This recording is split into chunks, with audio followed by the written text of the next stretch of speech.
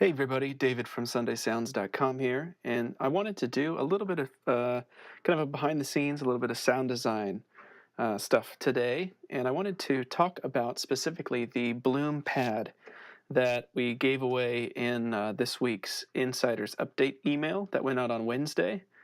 If you missed it, the pad sounds like this.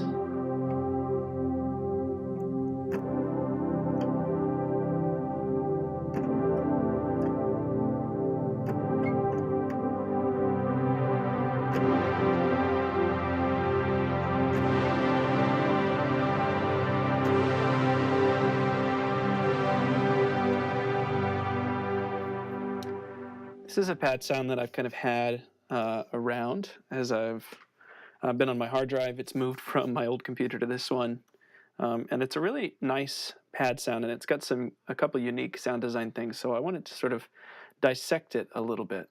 So it's a 2-channel strip pad and a patch as well. And so I've got this channel strip muted here. We're going to focus on this one for a minute. So I'm going to bypass these effects by just hitting the power button there. And it starts with retro synth. I love retro synth. I use it all the time.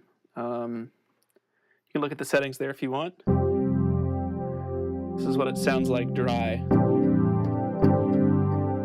So there's a tack on there, and then the filter envelope is being modulated a little bit, or the filter envelope is modulating the filter cutoff there a little bit.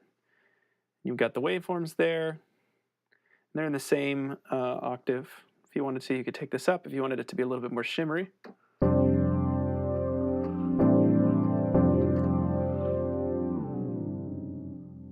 then you could detune it more if you wanted it to be more warbly. Which kind of sounds goofy on its own, but if you throw some reverb on it, it can sound really nice. You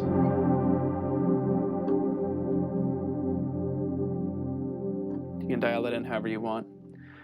In retro synth, this is your filter right here, and I've got a low pass filter set, and so the envelope here is how much the filter envelope is modulating that filter. If you go over here to settings, then you can set the mod wheel to also control filter cutoff. So as I bring the mod wheel up, then the filter cutoff is moving this direction to the right, and it doesn't reflect visually, you just hear it.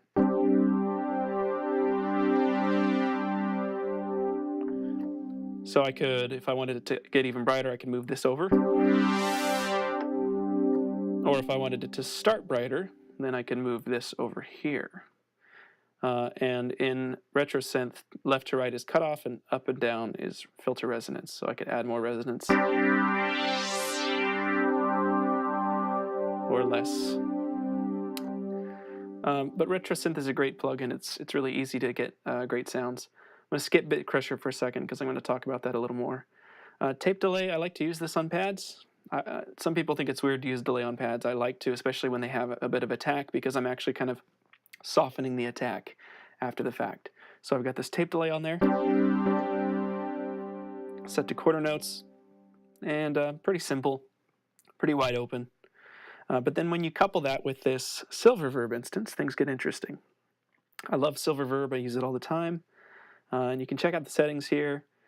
Notice specifically the output section. I have the dry almost all the way down and the wet at 100%.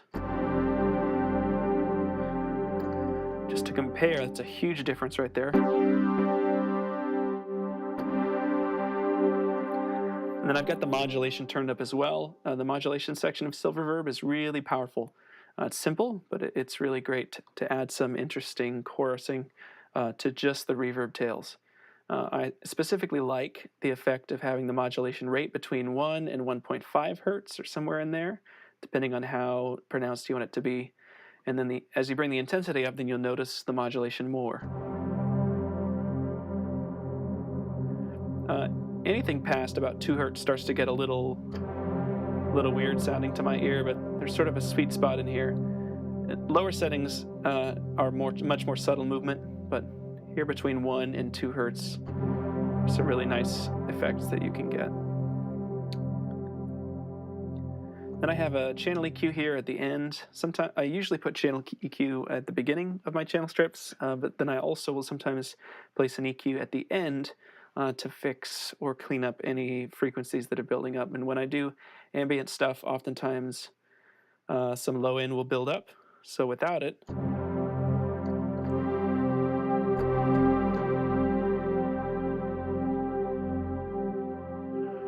I'll bypass here.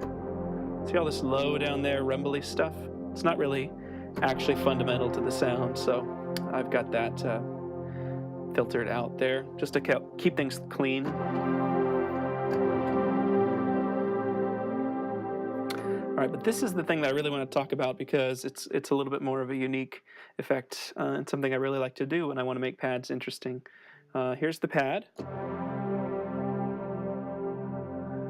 And then here's with Bitcrusher. You hear that air, especially as it decays. I'll bring the mix up so it's a little more pronounced.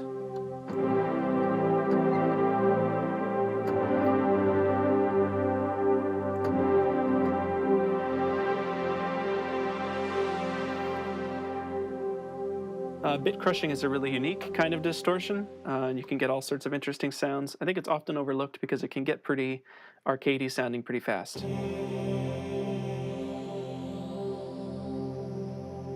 But if you keep your downsampling at 1, and then you just mess with the resolution, and you taper the mix down, then you get this nice noise introduced into the signal that's sort of pleasant.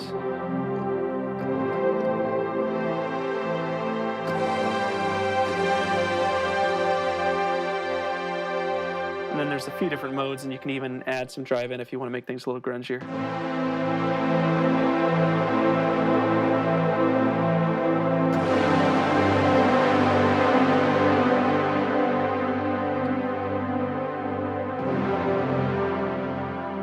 Can really thicken up sounds nicely. So then the important thing is that I have this sound, which is more of a texture or nuanced channel strip, layered in with a sound that's a little bit more straightforward.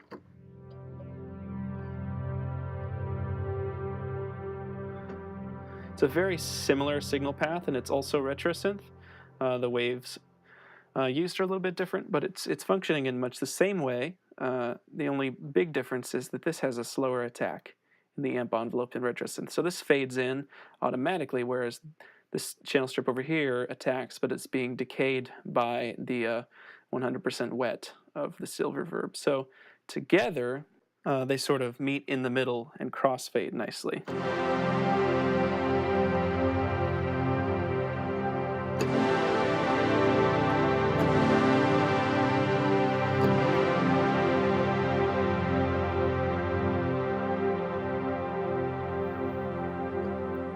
So anyways, I just thought I'd sort of pull the hood back a little bit and explain a little bit of what went into the creation of this Bloom Pad patch. So if you got the Insider's update on Wednesday, then this was sent out to you. So if you haven't opened it up yet, hope that you'll check it out. I think we're going to do another free patch of the week in next week's Insider's update. So if you haven't signed up, go to sundaysounds.com/updates. And then we'll send it out to you next Wednesday with the weekly newsletter. So we'll have some MainStage tutorials and blogs in there, and then also this free patch download. Thanks for watching, everybody. Hope you have a great weekend.